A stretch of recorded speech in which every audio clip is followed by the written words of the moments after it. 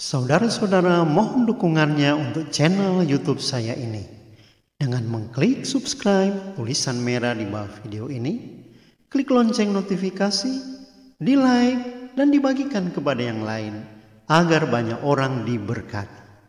Tuhan Yesus memberkati.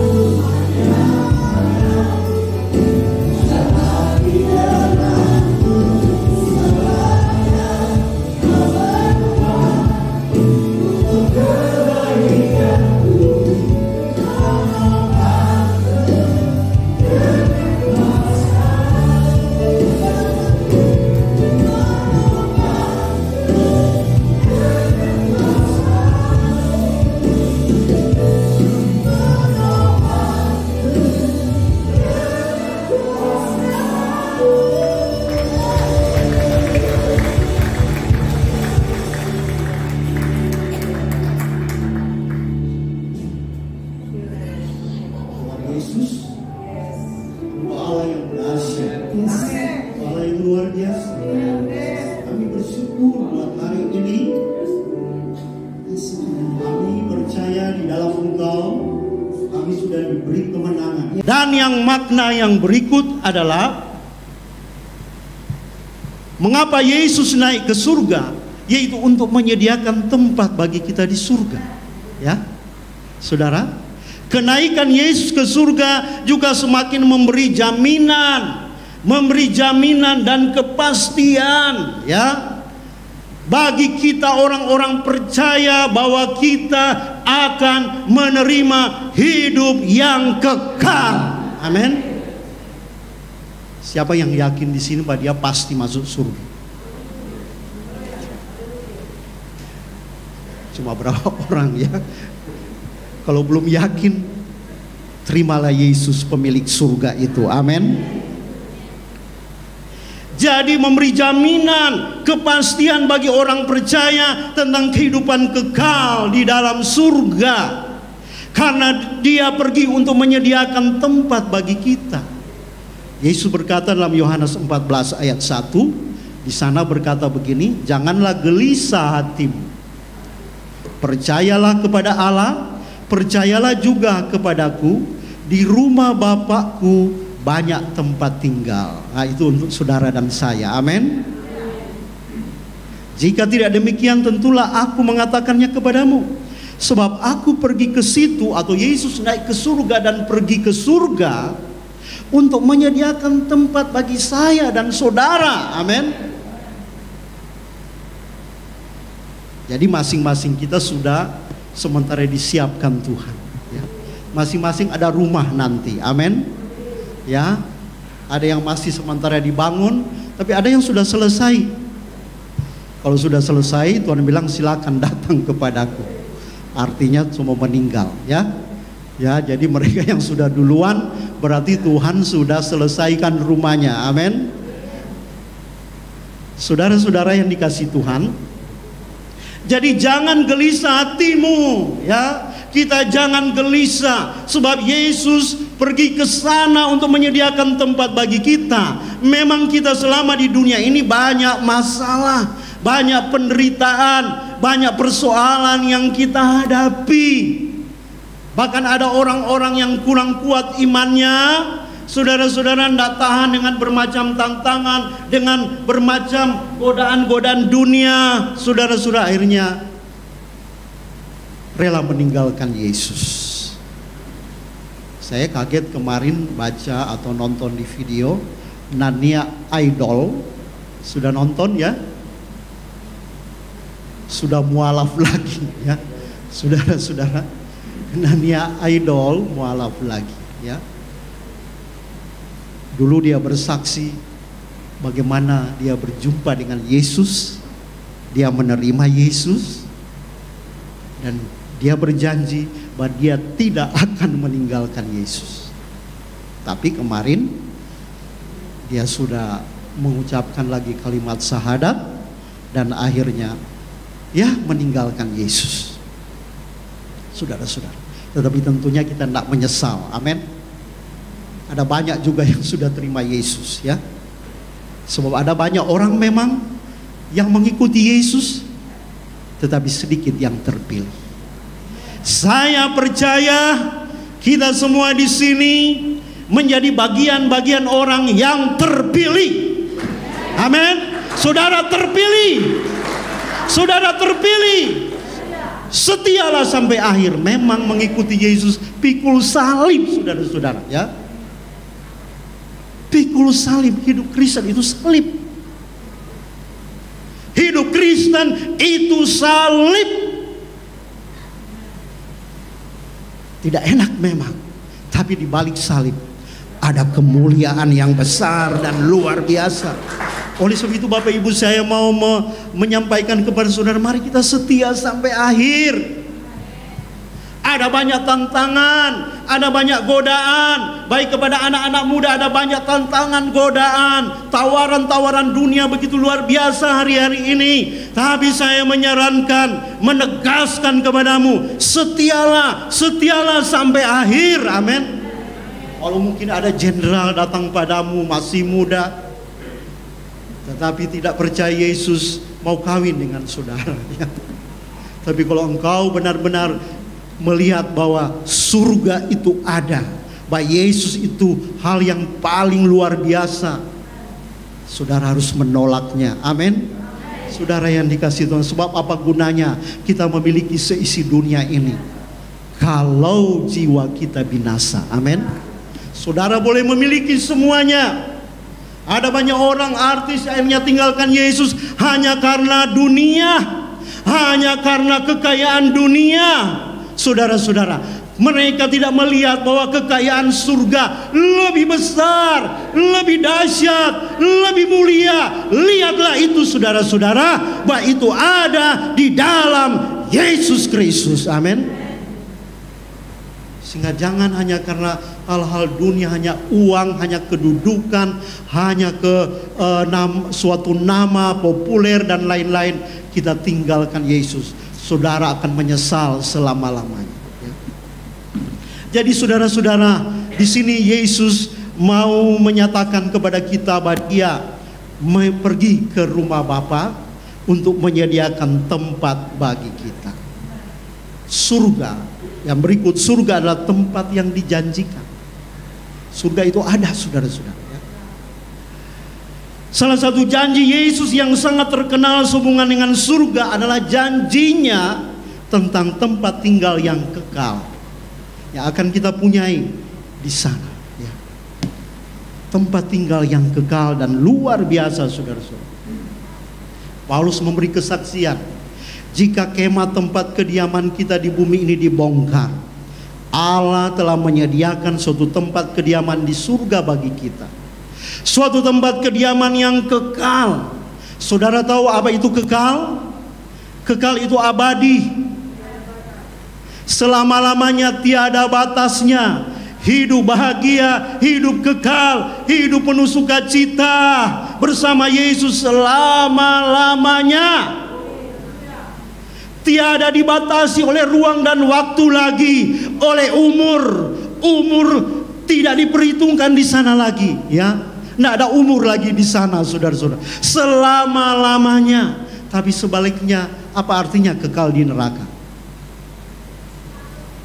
Dibakar selama-lamanya. Amin. Saudara pernah terbakar tangan saudara? Pernah kena air panas? Secara refleks kita langsung lompat karena kena air panas, minyak panas, atau terbakar, saudara. Itu baru berapa detik kita sudah rasa sakit. Bagaimana kalau selama-lamanya, ya? Bagaimana anak-anak muda Bapak Ibu kalau di neraka selama-lamanya? Saudara dibakar siang dan malam, tiada henti, tiada batas waktu, bukan cuma 100 tahun, bukan cuma 2000 tahun, bukan cuma ratusan miliaran tahun, selama-lamanya. Tidak ada lagi jalan keluar. Tetapi di surga kita akan bahagia selama-lamanya. Itulah janji Tuhan.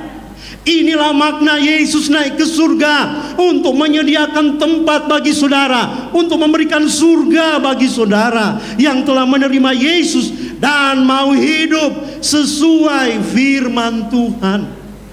Ya. Hidup sesuai firman Tuhan. Ya. Bukan cuma di gereja, tapi di luar sana kita hidup sesuai firman Tuhan. Ya.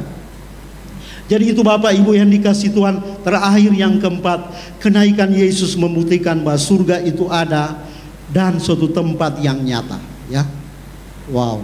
Ya, baru lihat gambarnya sudah enak ya.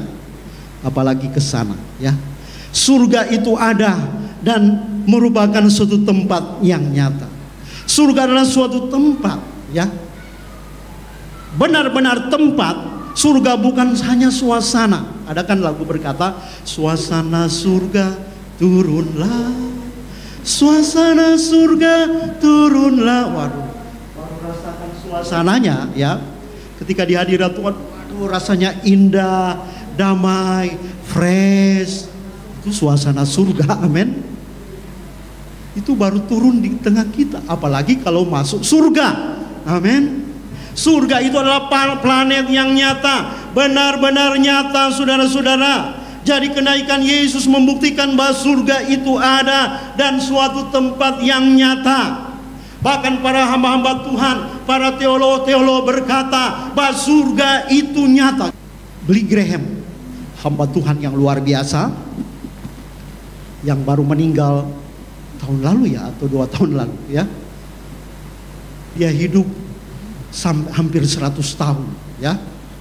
Billy Graham dipakai Tuhan menjadi penasehat beberapa presiden Amerika ya. Dia berkata surga adalah tempat yang ada secara harafiah ya, jadi bukan sekedar rohani. Surga itu roh, alam roh, tidak ya. Surga bukan dunia fantasi atau negeri khayalan, bukan. Surga itu bukan khayalan ya. Allah menciptakan surga dengan sejumlah karakteristik yang autentik. Saudara-saudara ya. Yesus tidak naik ke dunia mimpi yang tinggi setelah kebangkitannya, tapi kembali duduk di sebelah kanan Allah ya. Jadi saya mau menyatakan seperti Billy Graham bahwa surga itu benar-benar tempat ya, ada secara fisik. Jadi bukan dunia roh, bukan dunia khayalan ya. Dunia cerita antah berantah ya, tidak saudara-saudara, tapi benar-benar nyata ya. Saudara-saudara, mengapa saya sampaikan ini? Supaya kita tetap bersemangat mengikuti Yesus, amin. Bahwa Dia menyediakan tempat yang terbaik bagi kita. Aku ke surga untuk menyediakan tempat bagimu. Oleh sebab itu jangan gelisah hatimu.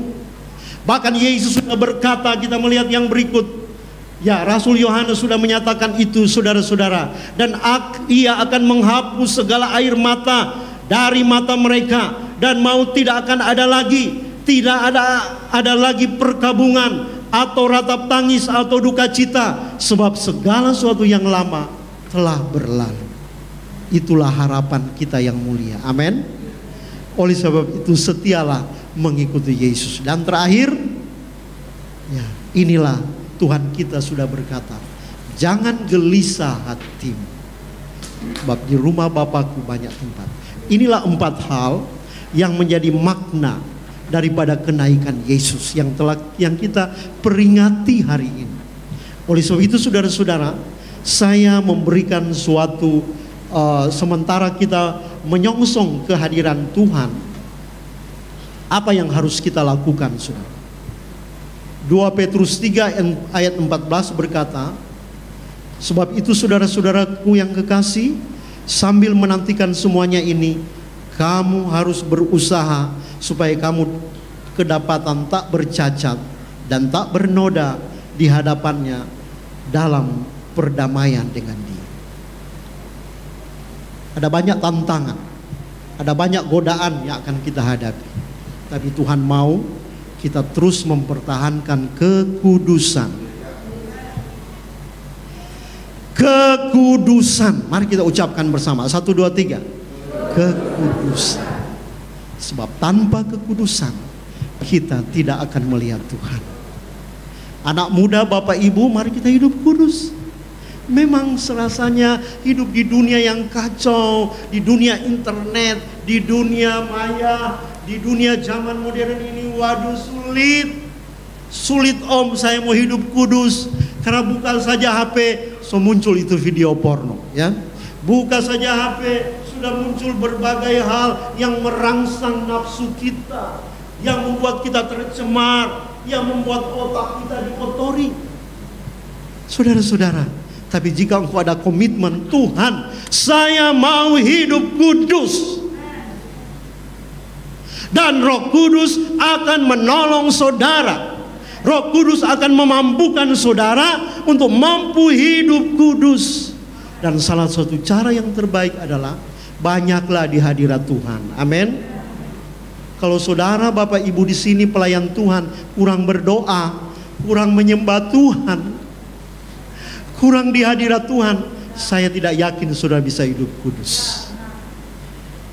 Oleh sebab itu saya sarankan Bapak Ibu, banyaklah di hadirat Tuhan. Sembahlah Tuhan, masuk dalam hadirat Tuhan setiap saat, sehingga engkau akan mendapat kekuatan baru. Engkau akan bagaikan raja wali yang naik terbang tinggi dengan kekuatan sayapnya. Engkau berlari tidak menjadi lelah, dan engkau berjalan tidak menjadi lesu. Amin. Karena engkau menanti-nantikan Tuhan, engkau di hadirat Tuhan senantiasa. Anak-anak muda, Bapak Ibu pelayan Tuhan, mari kita banyak di hadirat Tuhan hari-hari ini. Kalau tidak, maka kita akan digilas oleh dunia ini. Kita akan dihancurkan oleh segala godaan dan keinginan dunia ini. Oleh sebab itu mari hiduplah kudus.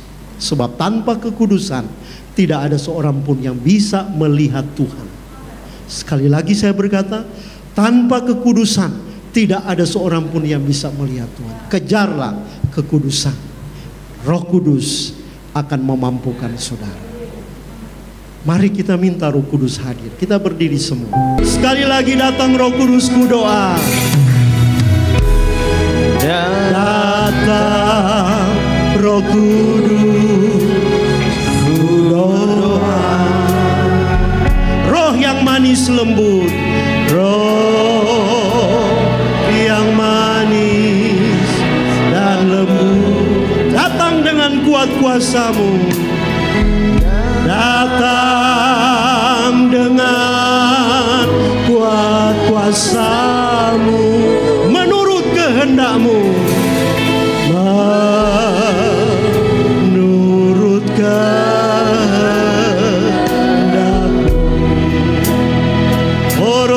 datang, datang, Roh Kudus, Roh Kudus, ku doa, roh yang manis dan lembut, roh yang manis dan lembut, datang dengan kuat kuasamu, datang dengan kuasamu, menurut kehendakmu, menurut kehendakmu.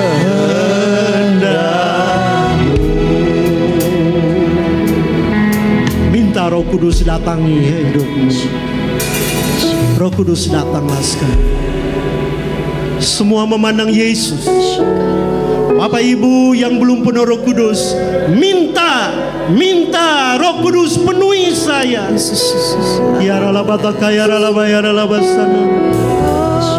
Roh Kudus, Roh Kudus,